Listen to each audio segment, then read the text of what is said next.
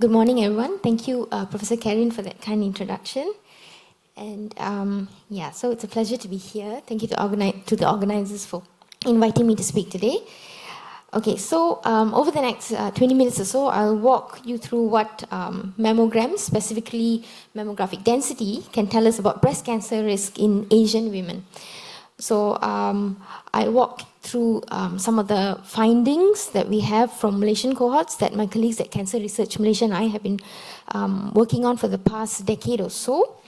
And then I'll discuss about how the evidence from these studies might inform us about risk-based screening for women in our population. So to begin, breast cancer is the most common cancer among women globally. And in Malaysia, we have one of the steepest projected increases in incidence rates, and also one of the poorest 5-year survival rates in this region, with only 49% 5-year survival rate estimated. Okay, so the issue lies in, why is this the case? So the issue lies in the fact that we have a lot of late-stage diagnosis as well as a low screening uptake. This is particularly seen in the rural as well as underserved areas, and this underscores the need for smarter as well as more equitable screening strategies. So, what can we do about this? So one way of solving this problem is through risk stratification. So using factors such as family history, genetic factors, as well as imaging markers from mammograms, we can prioritize high-risk women and then target them for screening and prevention. So now the goal is to allocate our limited resources where they are needed the most, while also avoiding unnecessary intervention in those who are at lower risk. So the addition of information from mammograms to classical risk prediction models is quite recent, and it has been shown to improve the accuracy of risk prediction models for breast cancer. And so I'll now go into what is mammographic density. Okay. So mammographic density reflects the amount of fibroglandular tissue in the breast, and on a mammogram, fat tissue appears dark. That's seen on the mammogram image A here, and the fibroglandular tissue appears white on a mammogram. So that's on the image that's labeled D here. Okay, so why is this risk factor important? First of all, is because tumor also appears white, so the women with dense breasts, their tumors can be masked by this dense tissue. So roughly 2/3 of premenopausal women and about a quarter of postmenopausal women have dense breasts, and for women in these groups, their sensitivity of the mammogram drops greatly, leading to delayed diagnosis. So recognizing this, the US FDA has actually mandated the reporting of density, just to make sure that women are aware of that their mammograms are not as sensitive as what they think it is. Okay, the next reason why mammographic density is important is because it's a strong risk factor for breast cancer. So some studies suggest that it's as important as family history or even polygenic risk scores, and it is also measurable through existing imaging. So it's a resource that's available when women go for screening. It is also highly heritable, so there's a shared genetic basis for mammographic density and breast cancer risk, and it can also be modified. And therefore, that makes it a suitable candidate marker for risk reduction strategies such as chemoprevention. Okay, so how do we effectively measure this mammographic density? So traditionally, mammographic density has been visually assessed, so using a classification method called BI-RADS. And this approach is widely used still in the clinic today. However, it's very subjective. And now newer methods of measuring mammographic density that's more automated have been developed, and what this allows for, especially for research, is that we can measure thousands and thousands of images consistently across different studies. So now using these available tools now for measuring mammography density, we sought to understand this risk factor in Asian women. So first we want to see what causes the differences in mammographic density. We wanted to study what causes the difference in mammographic density, and we wanted to focus first on the ethnic differences as well as genetic factors and lifestyle and reproductive factors that influence mammographic density. So we used information from the Malaysian Mammogram study. So in this study, we recruited patients who came for opportunistic mammogram screening. They were aged 40 to 74 years old. They came to UMMC as well as Sumanjaya Medical Center for a subsidized mammogram. We started recruitment in 2011 and closed recruitment in 2018, and we had 4,000 women at the end of the study.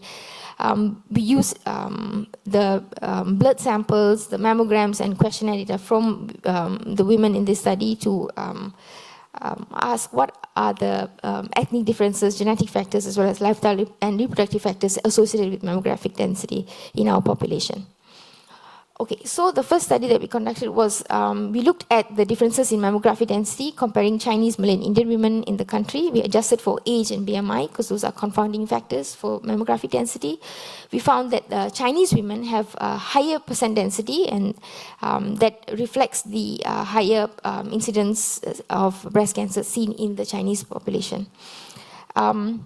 Next is we also collaborated with our collaborators in Sweden, and we looked at distribution of mammography density in Malaysian women and Swedish women. We age and BMI matched the samples, and we looked at whether there are differences in mammography density. We saw that the Swedish women had higher absolute mammographic density, but this was only seen for the post-menopausal women group, and that reflected the higher incidence of breast cancer in Swedish women. Next, we also looked at the lifestyle and reproductive factors, and what we found was that consistent with studies that have been reported in women in Europe and also other Asian populations, BMI, menopausal status, as well as the reproductive factors, parity, and so on, all associated with mammography density in our population in the expected direction of association. And we could not evaluate the association of hormone replacement therapy and alcohol consumption, which is also a factor that is also associated with mammographic density in the West, because we didn't have a high prevalence of people who took HRT and also consumed alcohol in our study cohort. Next, we looked at the differences among women who lived in urban and rural areas. This is in Malaysia. So we had a collaboration with Magna, where they took their mobile mammogram buses and they went into a lot of rural areas. And we found that the women in the living in urban areas had higher density. I've got it switched here, sorry about that. So the urban one is actually the curve on the outer part, and the rural one is the inner part. So the women in urban areas have higher density, and a lot of this is, this is partially attributable to the higher number of children, and so higher prevalence of breastfeeding for those in the rural areas, which is protective or which reduces mammography density for those in the rural areas. The next study that we did was to look at genetic factors. So first, we validated the known genetic regions that are associated with mammography density in women of European ancestry. We could only replicate about 35% of the reported regions. So this underscores the importance of doing our own study in our population, or an ancestry-specific genetic study in our population. We went on to do a genome-wide association study. So these are Manhattan plots, so going from chromosome 1 to 22, and each dot represents the SNPs and their associations with mammographic density. The regions that pop up are labeled with the gene names. So the ones in blue are all the known regions that we managed to validate in our population. The red ones are the ones that we think are potentially novel loci. However, we could not validate or replicate this because we didn't have a suitable replication cohort where they have mammographic density measurements that we could try and replicate these findings to confirm whether we have actually identified new mammographic density associated loci in our population. Okay. So now that we have looked at the ethnic differences, genetic factors, and lifestyle, as well as reproductive factors, we wanted to see whether we can actually modify mammographic density for breast cancer prevention. So mammographic density has shown to be modifiable through dietary interventions, exercise, as well as chemo prevention. So we went on to look at whether soy or dietary soy can actually reduce breast cancer risk using mammographic density as a biomarker of intermediate biomarker of risk. So we conducted the Malaysian soy mammographic density study, where we randomized 118 women into 3 arms. First one is the supplement, soy isoflavone supplement arm. Second is the dietary soy arm. And the third arm controls. The overall results were not statistically significant, but we did observe a possible benefit in perimenopausal women. So these are women who have almost going to approach menopause, and we also saw this in those who have recently menopause. However, this has to be taken with a pinch of salt because only half of the intended samples were enrolled into the study, suggesting that a larger, more adequately powered trial is needed to confirm the findings from this trial.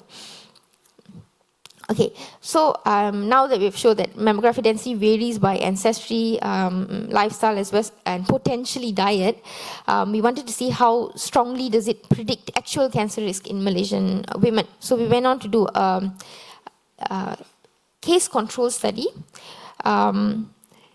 Okay, so we used about 600 cases from the Malaysian breast cancer genetic study, as well as about 3,500 controls from the Malaysian mammogram study.